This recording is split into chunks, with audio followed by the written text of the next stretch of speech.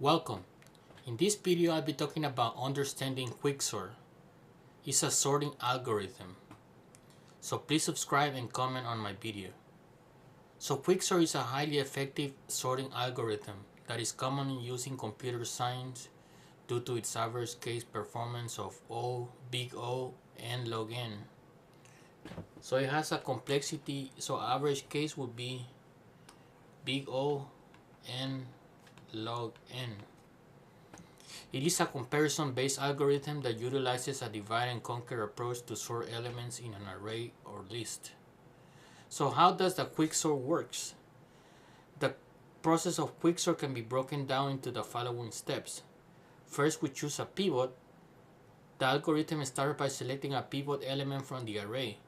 The choice of the pivot can vary. It could be the first element, the last element, or a random element. The pivot helps in partitioning the array. So the second step is partitioning. The array is reorganized so that all elements less than the pivot come before it, and all elements greater than the pivot comes after it. The pivot is then its final position. Recursively sorting the subarrays. The subarrays of elements less than the pivot and of elements greater than the pivot are then sorted recursively using the same process. So let's look at an example. We're going to work with the following array: 8, 3, 7, 6, 2, 5, and 4. So we're going to choose a pivot. So the first pivot. We're gonna let it equal to 4, the last element. Okay, so now we're going to rearrange. Remember, the pivot is the final location of the element. So now we're going to organize the elements in the array. So 4 after 4, all the ones after 4, and less than 4 to the left. Okay, so less than 4 will be what? It will be 3, 2. That's it.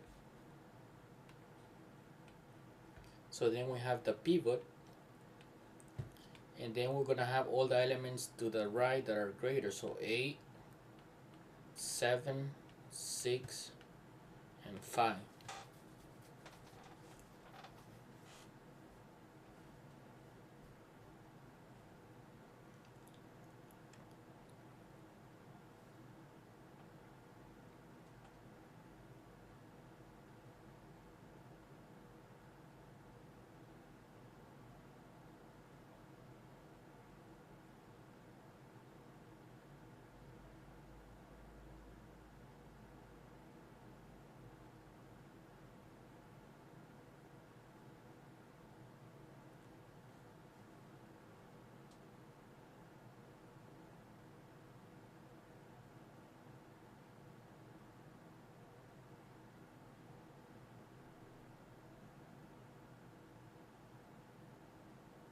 So now we're going to sort the array.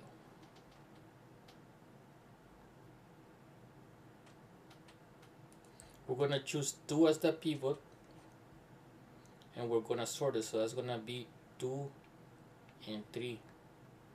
Then 4 stays here. Now we're going to choose 5 as the pivot. So we're going to put 5 in the middle. Anything to the left of 5 will be to the left, so everything here is going to be 6, 7, I'm sorry, it's gonna be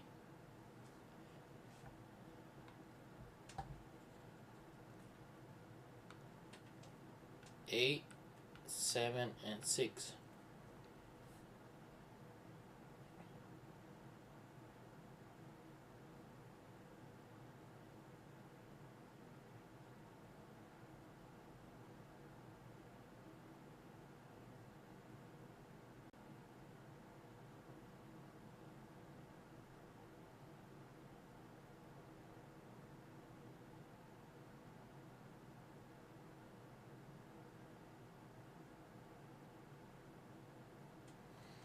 Okay, so now what we will do is so this is already sorted. This is already sorted. So now we're gonna look at this one. We're gonna choose the pivot as 6, and then that's going to become anything to the left is gonna be 6, 6, and then 8 and 7. Now we'll do the last one. It's gonna we'll use 7, and then it's gonna be 7, 8, 7, and then 8. Now we're gonna combine all of them, and we're going to make the final arrangement. We're going to put them in order. So the final step is gonna be 2, 3, 4, 5, 6, 7, and 8. We're combining the results.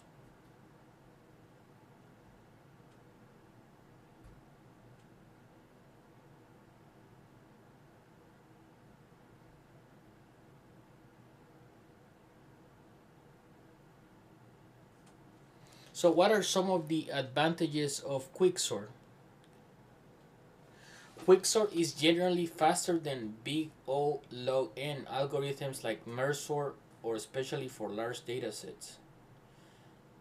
It has good space efficiency. In its in-place sort, it requires only a small constant amount of additional storage space. What are some disadvantages of Quicksort?